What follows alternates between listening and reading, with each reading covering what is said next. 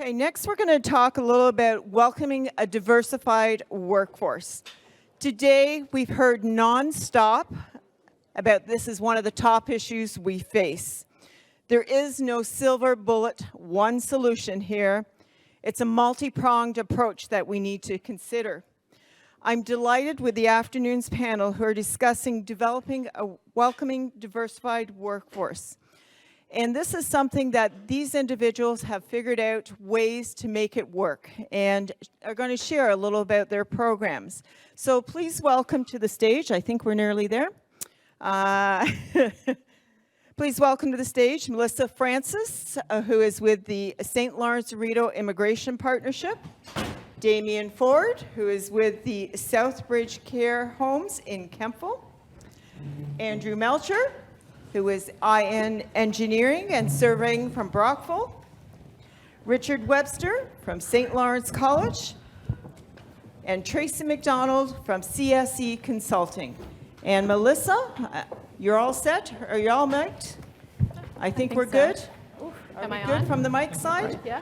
Alrighty, over to Melissa. Okay. Thanks so much, Anne. And good afternoon, everybody. It's so nice to see a sea of in-person faces for once. I hope you're enjoying the day. I'm going to jump right in here because Shelby has told me I'm on a very tight schedule. So I have Damian, Andrew, Richard, and Tracy here. And we're going to start with our employer questions this morning, or this afternoon. So Damian, we'll start with you. Perfect. Can you tell us a bit about your business's story and what led you to the decision to hire immigrants?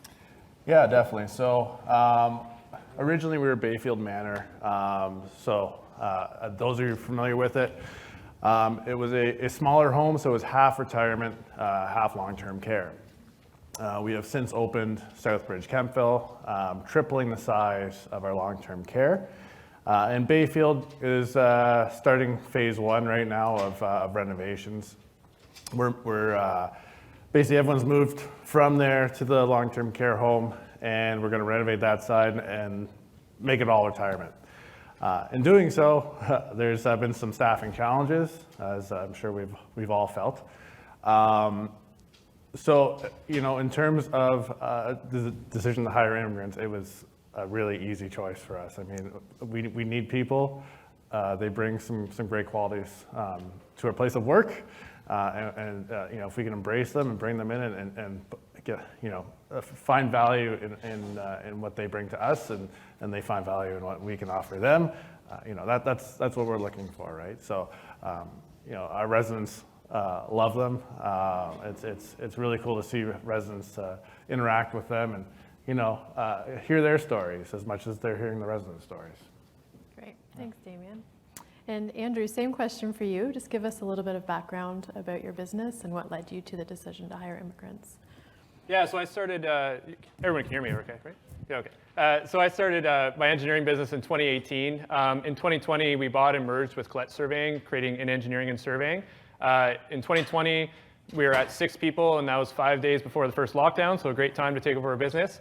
But since 2020, we've grown to 30 people, and I don't know if it feels like a deliberate hiring of immigrants, but when you're looking for very specific technical skills to round out your team, we got a lot of great resumes. So they're predominantly students from the area or from local universities, or from the area at least, that we actually brought and moved down to Brockville. We were actually able to relocate 2 Ukrainians, one family and then another gentleman, which was, my hat's off to the federal government. It was actually super easy for us to hire Ukrainians. I think we posted on the job bank, and then, we found somebody. 3 weeks later, they're in Canada working. So because the process was so streamlined, it was amazing. And the war in Ukraine is terrible, but there's a lot of really skilled people there. So we were able to bring on 2 architects from Ukraine and bring those skills to our office. So again, it wasn't quite deliberate, but it just seems to be the way we filled out our team. Great, thanks. I have a quick question about the hiring. Apart from the Ukrainian families where you posted on the federal site, is that right? How did you find your newcomer staff? Is there a specific both of you? So the Ukrainians, they came from the job bank, and then for the most part, like we're pretty active on social media and we're constantly looking for people. So they just apply directly, and when you see that they have the skills on their resume, whether it's their Canadian skills or foreign skills, technical skills are very translatable across the world. So we really just looked at that on the resume. So it's mostly direct hires, and also the Employment Education Center in Brockville is a big help to us as well. Okay. Yeah, and for us, we actually, with Tracy's help, have been hiring also a couple of Ukrainians as well. Right now, in the healthcare sector, though, finding PSWs and nurses and RPNs, very difficult. So what we've had to do is look to agencies, actually, for temporary work, meaning a lot of our agency staff right now are immigrants new to Toronto who are here for about 6 months and working very hard for us, and we appreciate all the work they're doing for us. So that's really helped fill the gaps that we needed right now. I'd love for it to be easier in terms of hiring nurses from other countries. Right now, it's very difficult. So I'm happy to see that's being addressed right now in the House of Commons and how we fix that. So that's kind of a majority of where our immigrants are coming from right now. There are more and more moving to the area, which is great because different skill sets and ways we can find help for us through them. So, yeah. Okay, thanks. Andrew, what are some of the benefits that you're seeing from having hired newcomers for some of your positions? Yeah, so like in our world, we do a lot of math and drafting and that sort of stuff. So those technical skills, you don't have to be a fluent English speaker to really affect the office. Math is a universal language, so we're very lucky that way. It's not like hiring a nurse where you have to understand medications, but in our world, the math is universal. So, we hire these people, and again, it wasn't delivered, but it's just they have great skills on paper. They have great professional documents, and I also find like the work ethic is really there, and because they're very motivated to contribute to the community, especially Ukrainians. Like we brought them from an unsafe environment to a very safe and amazing community, and they're internally grateful. So that you do see that in their work ethic, and they want to impress you, and they want to work hard, and they want to say thank you by doing their job really well. So, and then as far as internationally trained students, most of them come from like a master's degree or bachelor's degree within Canada, and so they do start getting the training you need for them to perform a job of like an engineering intern and that sort of stuff. So especially international students, it's I barely notice, to be honest, most of the time, but yeah, we do get a really good skill set and some very hardworking individuals.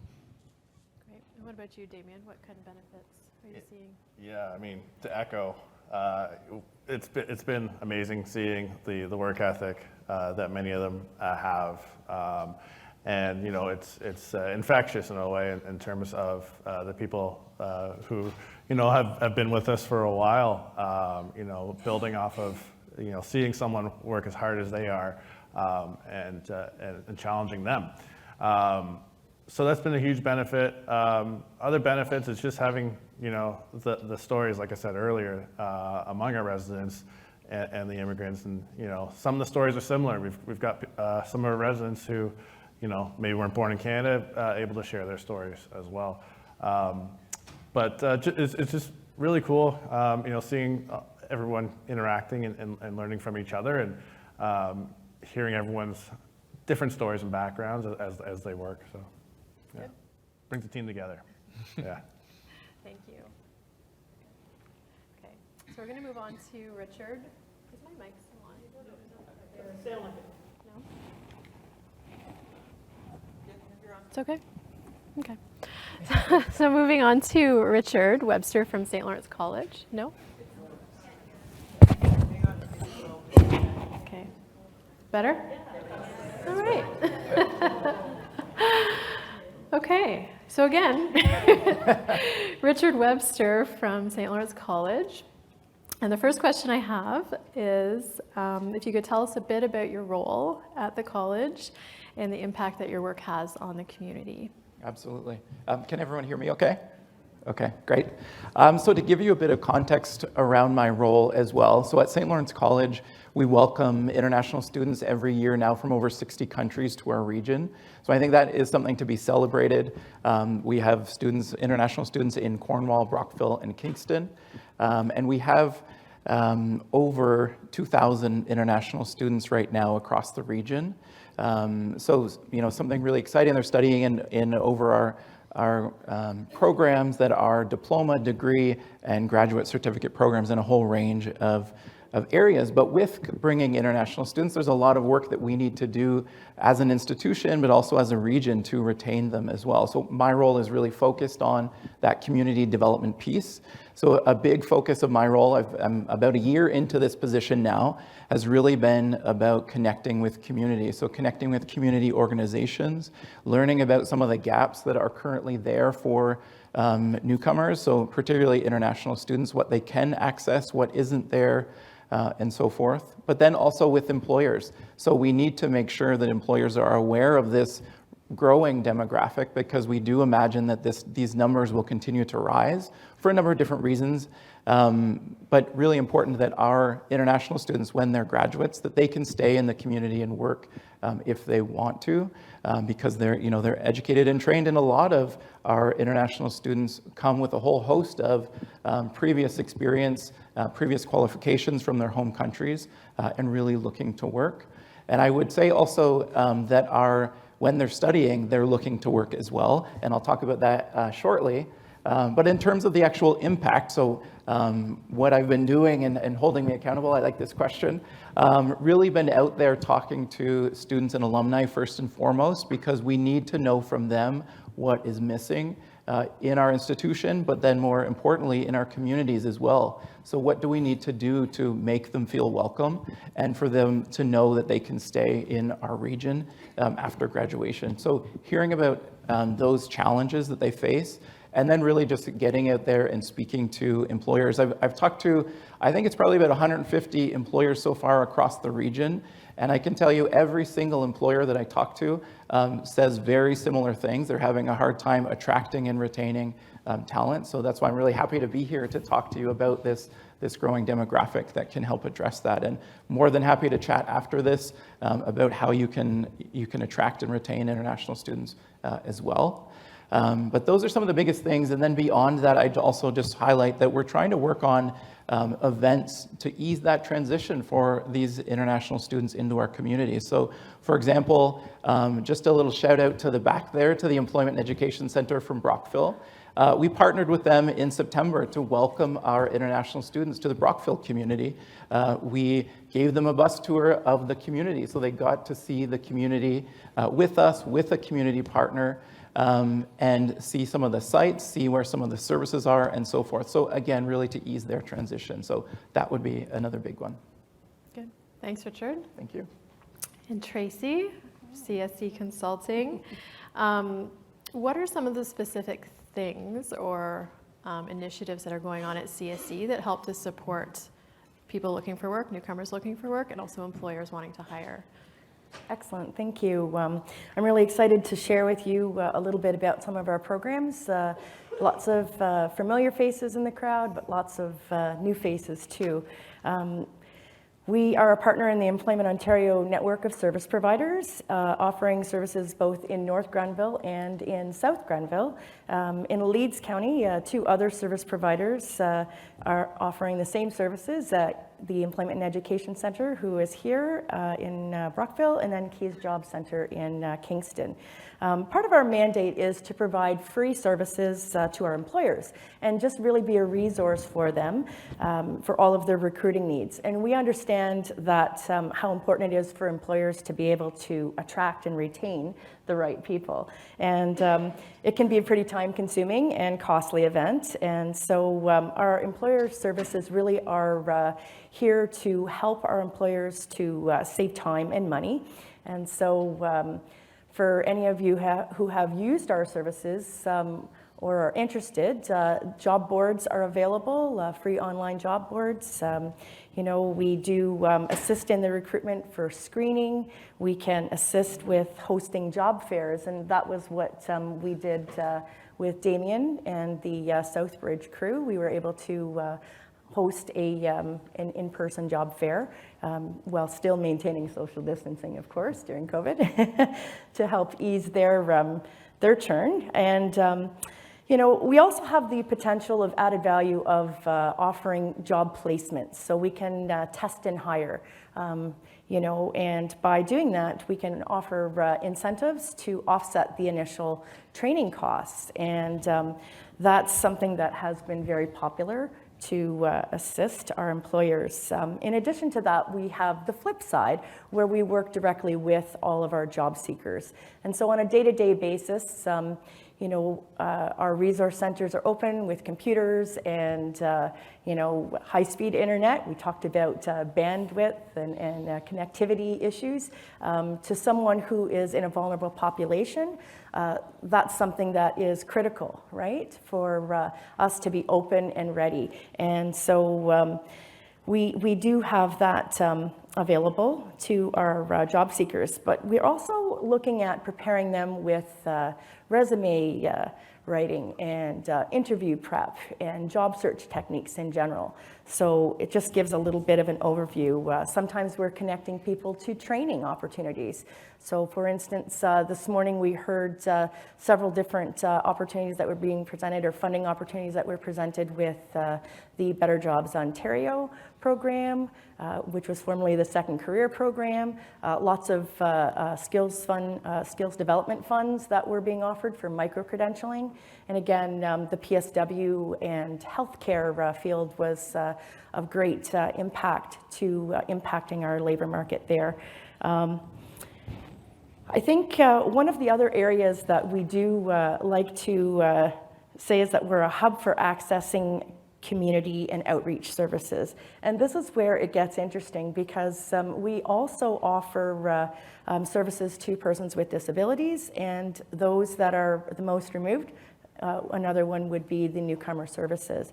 And so if you can imagine someone coming to Canada from halfway across the world, not having a firm grasp of the language, not knowing how to navigate the current Canadian workforce, it's pretty overwhelming. So, we're here as first point of contact to make sure that they have their SIN number so that they can work in Canada, to make sure that they have the work permits that are available. And although we're not settlement workers, we certainly do operate much as a GPS system in kind of steering our newcomers to the services that they need to grow and work towards fostering jobs in the area.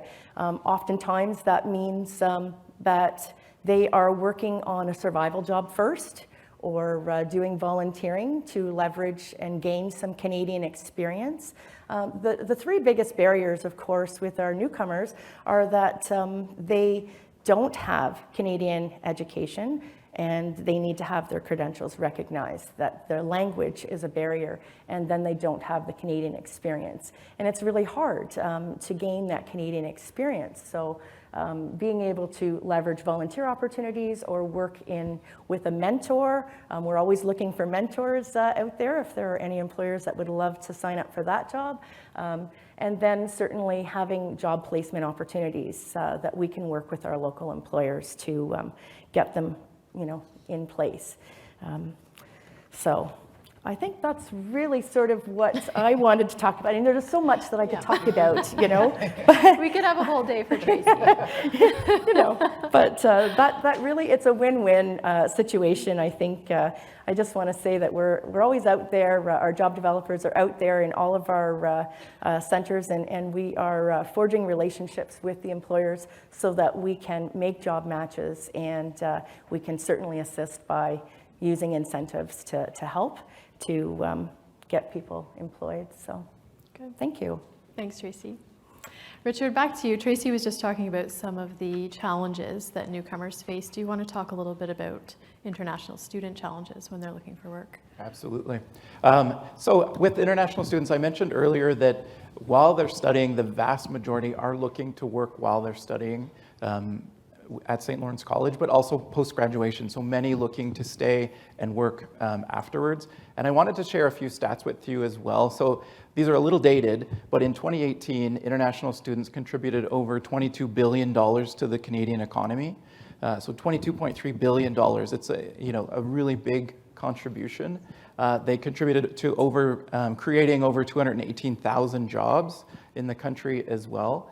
And there was a study done for Global Affairs in 2017 as well, and they found that per international student studying at the college level, they contribute over $36,000 to the local economy. So that includes tuition, living costs, transit, entertainment, all of those things. So really big economic drivers while they're here. And so another reason why I think we need to do more to really kind of overcome some of those challenges. And so certainly one of the biggest challenges I would say is employer awareness. So that's part of why in my job I'm out talking to employers and trying to raise awareness about this amazing, talented demographic that wants to be here and wants to work.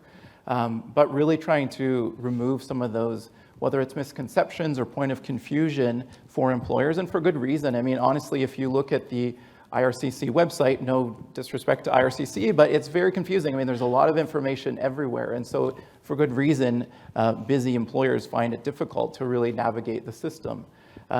So employer awareness, big one. I would also say the openness of employers as well, because one of the biggest roadblocks that I hear for international students and recent grads is this idea of Canadian experience. And yes, it is, in my view, it is important, of course, for things like nursing and other professions that's really required, but that's not required for every single position. So I really would encourage those of you that are in the room that are employers that often look for that, try to reevaluate what you're looking for specifically when you're saying Canadian experience. So that's a big one. The lack of professional network, of course, as well. So in comparison to a Canadian student, a Canadian grad, they don't have the same type, they haven't had the same amount of time to build their networks. So that's another big challenge that can create some barriers for them.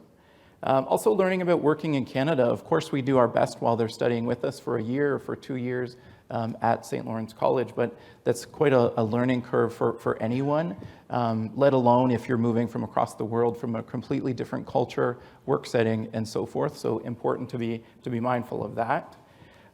Employment and immigration supports to navigate the system itself. So at the point of graduation for an international student, they no longer can receive immigration supports or career services supports. And then there's a gap within the system itself, so they can't typically access career services within funded organizations as well. So it creates this gap where these students are trying to navigate on their own within our communities. And so certainly a really big challenge for them as well. And then finally, I would just say for recent grads, a lot of them, so when they're here and they're working after graduation, they're on what's called a postgraduate work permit or a PGWP. So you may have heard of that before. And it's an open work permit that allows them to work here for up to 3 years, depending on the length of their study program. So if they study for 2 years, they can work here for 3 years, work for any eligible employer in any position across the country. But the big piece there is that if they want to get their permanent residency, which the vast majority do, for good reason, they're looking for positions that give them experience in NOC codes 0A and B.